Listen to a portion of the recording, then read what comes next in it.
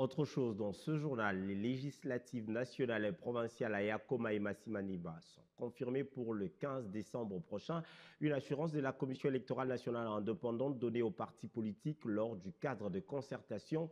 La centrale électorale s'emploie activement à respecter son calendrier. Elle travaille pour éviter les erreurs du passé ou violences, corruption, fraude et actes de vandalisme qui ont émaillé les élections dans ces circonscriptions en 2023.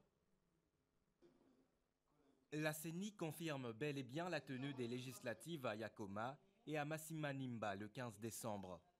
Information livrée lors de la concertation avec les partis et regroupements politiques ce lundi 11 novembre.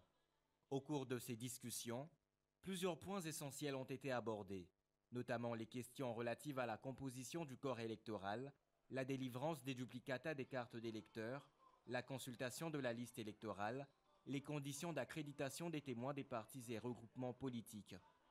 Prenant la parole à cette rencontre, Denis Kadima, président de la CENI, a estimé que cette concertation vise à impliquer toutes les parties prenantes au processus pour aboutir aux élections inclusives. La tenue de ce cadre de concertation destiné aux partis et regroupements politiques engagés dans la compétition vise à impliquer activement toutes les parties prenantes dans ce processus. Dans les chefs-lieux des territoires concernés, nous organiserons également des réunions plus inclusives impliquant la société civile, les journalistes et les partis politiques. L'objectif est de parvenir à un consensus sur la nécessité d'éviter les pratiques qui ont conduit à l'annulation des élections du 20 décembre 2023. Pour sa part, Didi Manara, deuxième vice-président de la CENI, a rappelé l'importance de ces scrutins pour les deux circonscriptions électorales concernées.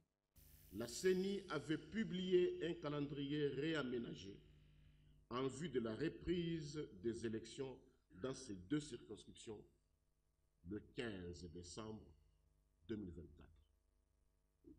Raison pour laquelle, avant de commencer la campagne électorale, la CENI a jugé bon de vous convier à ce cadre de concertation afin d'échanger sur les enjeux liés à la reprise de ces structures. Une séance d'échange qui a rencontré l'assentiment des participants